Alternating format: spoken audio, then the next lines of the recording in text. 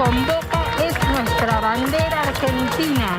Queremos vivir libres y ser un país libre. El pueblo quiere apoyar a todos los jueces y a las distintas instancias para que juzguen a los que tengan que juzgar. Por la libertad del pueblo, por la democracia. Queremos nuestro sistema representativo republicano y federal de vuelta. Estamos para defender a la República. Estamos en contra del atropellamiento, el avasallamiento que estamos sufriendo. Que vuelvan a regir el régimen democrático, las instituciones y el respeto por la ley.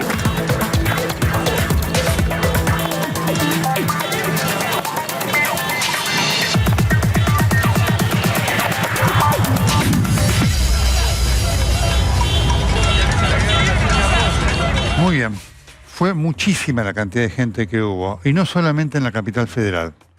Hubo en Rosario, hubo en Santa Fe, hubo en Córdoba, hubo en La Plata, hubo en Tucumán, hubo en todo el país. Y quiero, en este comentario editorial, ir a las raíces de lo que está generando esta reacción de una parte importante del pueblo. Porque lo primero que quiero marcar es esto, ante las reacciones que se generan desde el gobierno. Quienes manifiestan son parte del pueblo. Son tan legítimos como quien pudiera manifestar contra el gobierno de Macri cuando manifestaba. Son todos partes del pueblo.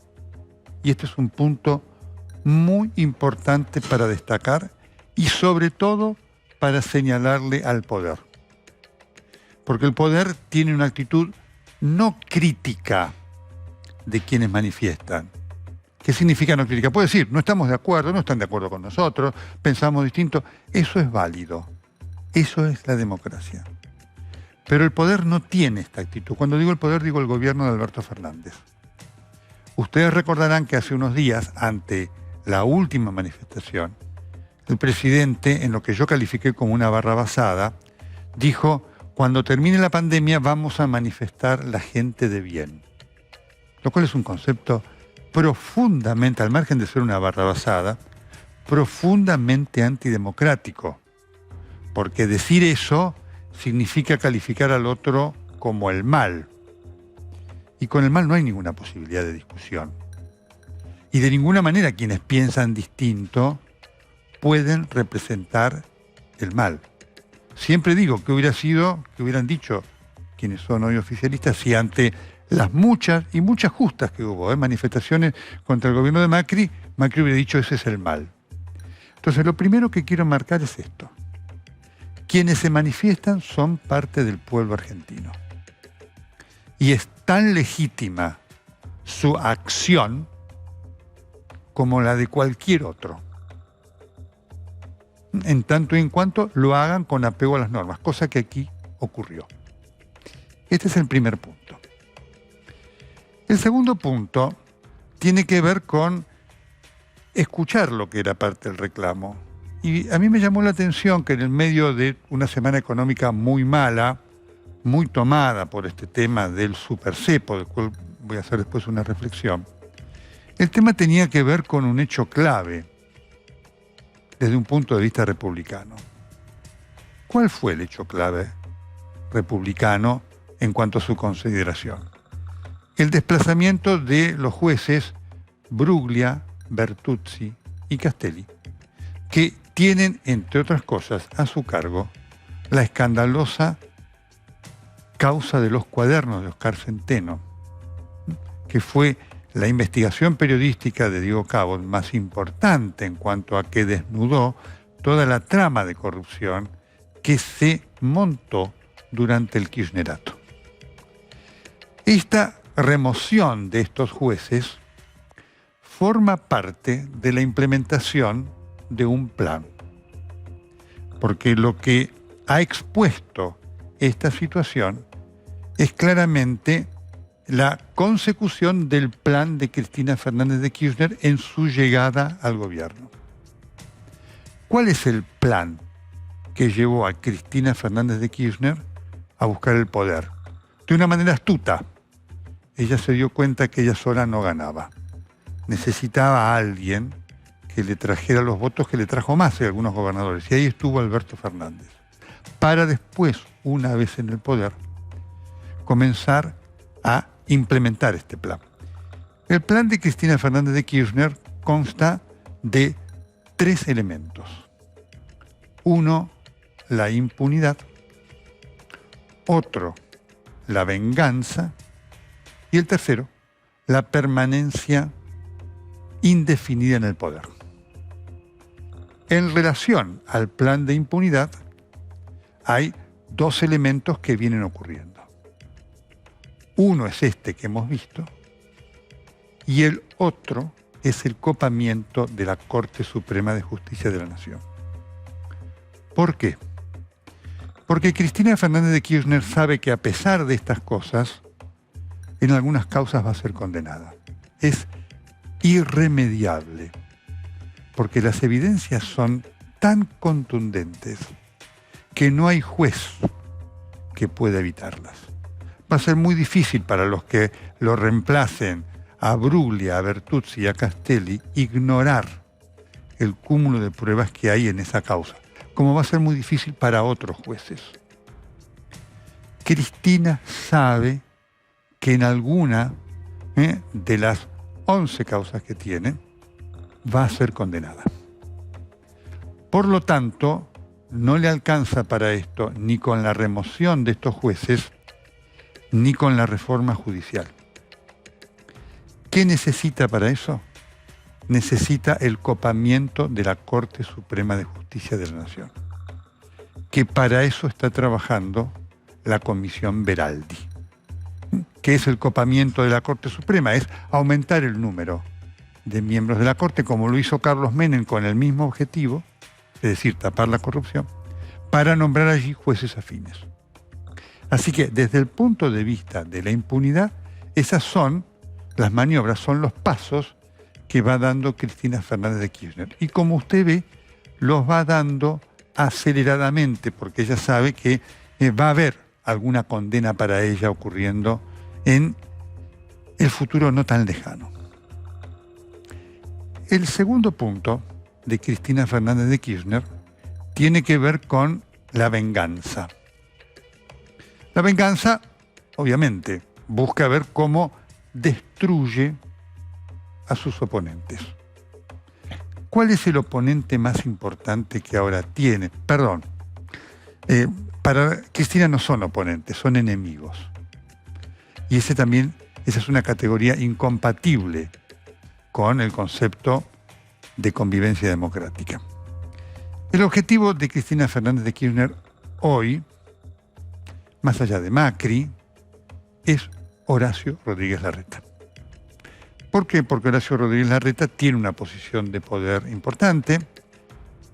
Las encuestas dicen que su figura ha crecido a partir del manejo de la cuarentena, más allá de cosas discutibles que en algún momento con él, insisto, discutimos, y que este crecimiento, por supuesto, lo pone como un candidato de muy buena chance al día de hoy para las elecciones.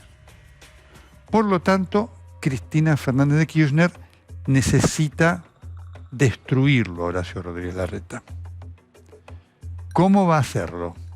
Ahí está la quita de fondos, que fue algo que Cristina Fernández de Kirchner anunció ya el mismo día que estuvo en el acto del intendente, de asunción del intendente de La Matanza, Fernando Espinosa. Alberto Fernández va cumpliendo esto con lo que ha sido la quita de fondos de la capital. Y quiero decir esto, el tema de la discusión de la coparticipación federal es un tema de efectiva discusión. El año pasado María Eugenia Vidal había presentado ante la Corte un reclamo por parte de la provincia. Así que este es un tema que hay que discutirlo. Sin duda, hay que discutirlo. No implementarlo manu militares, son cosas distintas. Una cosa hubiera sido que tras una discusión, es decir, un intercambio de propuestas y demás, se hubiera llegado a un acuerdo para decirle, bueno, a Rodríguez Larreta, mira, el año que viene, con el nuevo presupuesto, tendrás tanto menos. Eso le permite al gobernante, permite algún acuerdo, vamos a ver cómo buscamos alguna compensación. Eso genera proyección de gestión. Otra cosa es lo que se hizo ahora. ahora Manu Militari, se le dijo, estos fondos no son tuyos.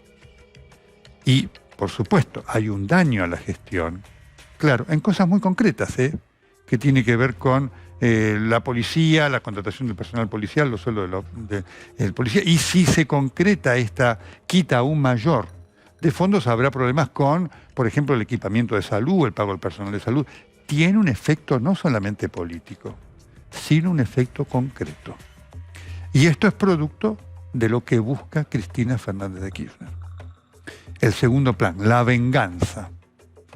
Y el tercer elemento es la permanencia política constante, perdón por la redundancia. ¿Cómo lo instrumenta ella? ¿Quiénes son sus peones? Axel Kicillof y Máximo Kirchner.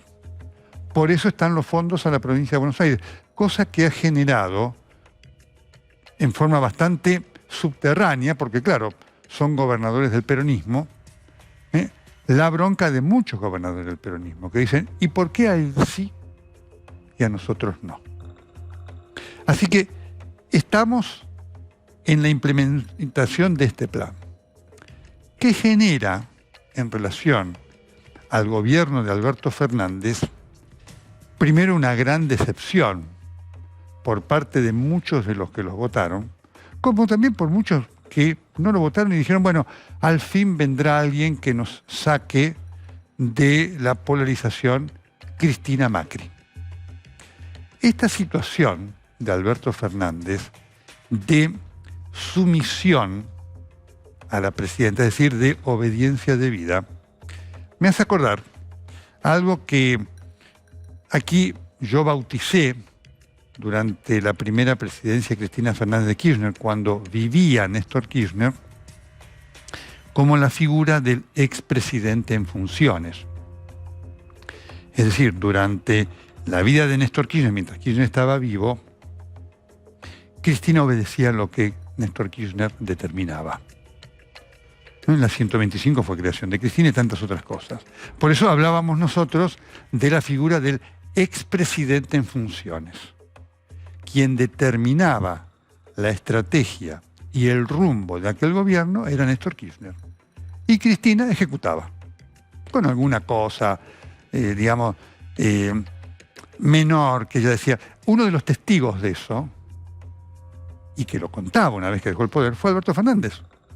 Alberto Fernández, que fue el primer jefe de gabinete de Cristina Fernández de Kirchner, fue testigo de cómo Néstor Kirchner decía, hace esto, hace lo otro, y demás, y Cristina hacía. Esa situación se está reproduciendo a la perfección ahora. Es decir, en los aspectos esenciales que tienen que ver con la estrategia del gobierno, quien manda es Cristina. Así que tenemos una expresidenta en funciones. Quien obedece es Alberto Fernández. Y lo vemos en muchas cosas, porque por supuesto que estas opiniones a mí me gusta y es lo que corresponde cuando uno es periodista, basarla en hechos. Doy algunos ejemplos. Vicentín, ese hecho que planeó Cristina Fernández de Kirchner y del cual Alberto Fernández apareció como casi un convidado de piedra. Junto con eso, la liberación de presos de la cárcel de Devoto, algo que llevó adelante el secretario de Derechos Humanos, cosa que respondía a un plan de impunidad que, claramente sostiene Cristina. Así que esta es la realidad que hoy vivimos, con dos elementos más que doy para cerrar. Primero, hay un gobierno, como consecuencia de esto, de mala gestión. ¿Por qué? Porque los ministros son de Alberto Fernández, los secretarios, los ministerios están loteados, son de Cristina. Entonces ahí hay muchos problemas. Y como muestra de esto está la desorientación de la gestión y la contradicción. Alberto Fernández que le dijo a Morales Solá, le dijo el otro día a Marcelo Bonelli y a Edgardo Alfano, de ninguna manera vamos a avalar el cepo. ¿Y qué hizo esta semana? Aumentó el cepo. Es también un elemento de kirchnerización de Alberto Fernández. ¿Por qué? Porque la contradicción que encierra en su núcleo, la mentira, es la esencia del kirchnerismo. Pero no porque lo diga yo, ni ningún opositor circunstancial, ni nada por el estilo, sino porque lo dicen los hechos, que como siempre son sagrados.